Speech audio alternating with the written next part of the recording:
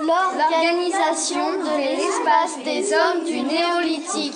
Il regroupe environ 5000 habitants.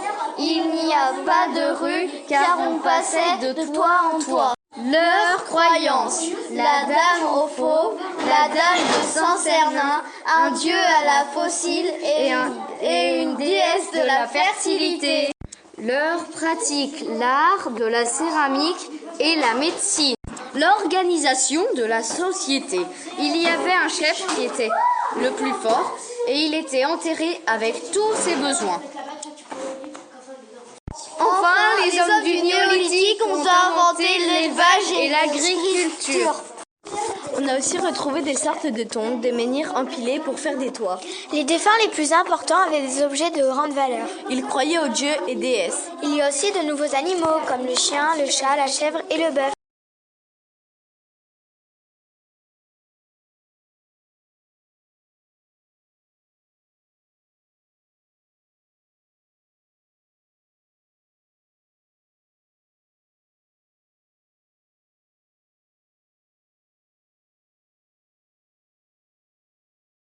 L'organisation de l'espace des hommes du néolithique.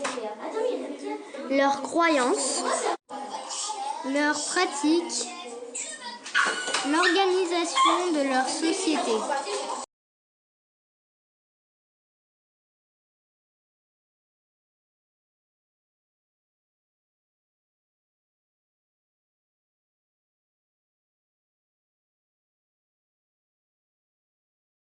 Les hommes du néolithique croyaient qu'il y avait une vie après la mort. Ils les préparaient à leur vie future, donc ils les enterraient avec des offrandes et des armes. Les australopithèques mesuraient environ 1 m. L'adolescent de Turkana mesurait environ 1,60 m. L'homme de Néandertal 1,70 m.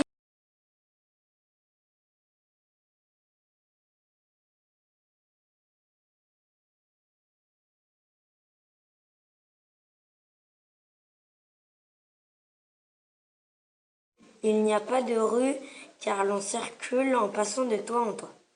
Les maisons sont en briques crues, de taille identique. Leur croyance est qu'ils enterrent leurs morts avec ce qu'ils leur avaient de plus cher. Pour eux, car ils croyaient qu'il y avait une vie après la mort.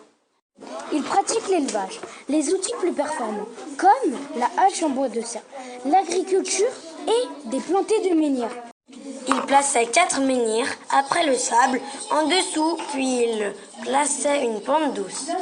Ils mettaient des rondelles de bois pour faire monter le menhir. Une fois en haut, ils enlèvent la pente et les rondelles de bois. Et pour finir, ils enlèvent le sable, puis ça fait une table de pierre. J'étudie un document, un vestige archéologique.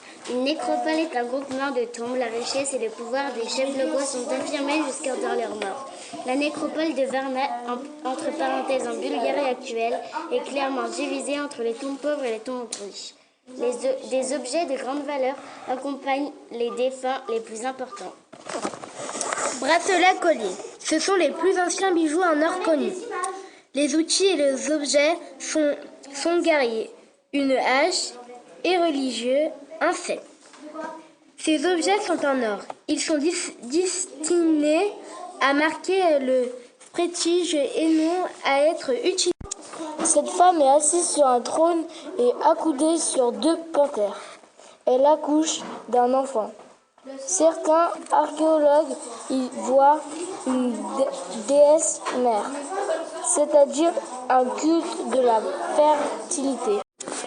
Le village de Cataluyuk est occupé de 7400 avant Jésus-Christ jusqu'à 5200 avant Jésus-Christ. Au maximum, il regroupe environ 5000 habitants.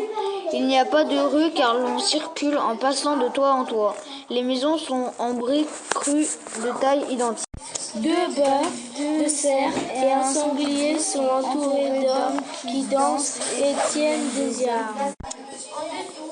Nécropole est un groupement de tombes. La richesse et le pouvoir des chefs locaux sont affirmés jusque dans leur... Le néolithique. Le néolithique est la plus grande révolution du monde entier. Au bout d'un moment, les hommes ont arrêté d'être des nomades et sont devenus sédentaires.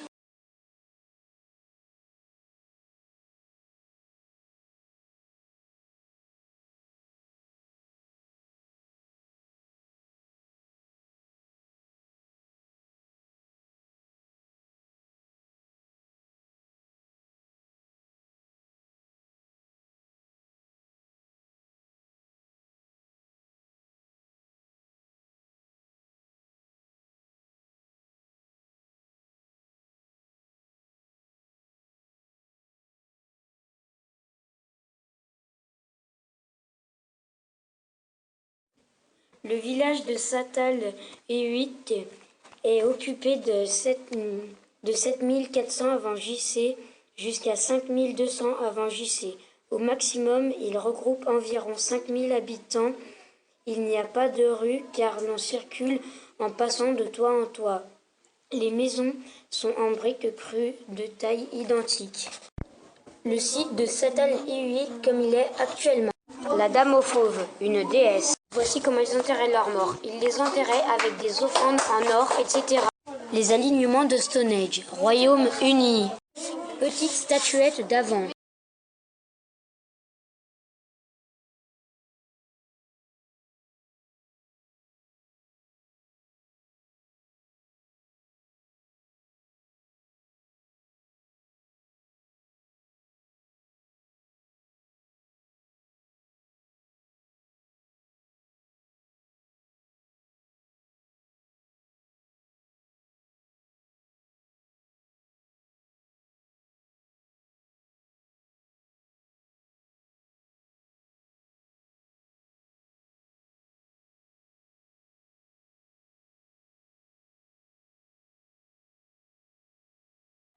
Le néolithique, la plus grande révolution dans l'histoire humaine. Les hommes du néolithique ont inventé l'agriculture, l'élevage, la domestication. Ils ne sont plus nomades, ils ne chassent plus, ils ne cueillent plus. Ils se sédentarisent. Ils élèvent des animaux dans des enclos pour manger leur viande ou boire leur lait. Ils cultivent des potagers pour se nourrir. Ils ne vont plus aller à la cueillette. Le néolithique, la plus grande révolution.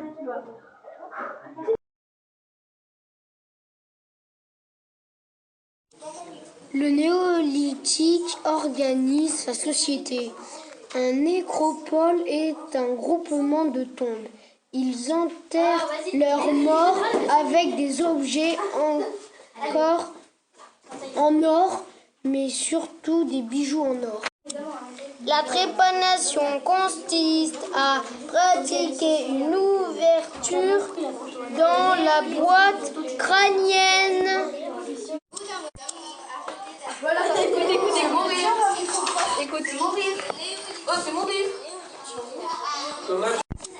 Ils enterrent leurs morts avec des bijoux, des bracelets en or. Au néolithique, les homo sapiens ont construit des maisons plus solides comme les huttes. Ils ont inventé l'élevage et l'agriculture. Les homo sapiens ont construit des statues religieuses comme la dame aux fauves. Elle représente une femme assise sur un trône, enceinte et accoudée sur deux panthères. Ils ont inventé la céramique et faisaient des vases et des sculptures. Ça s'appelle l'artisanat.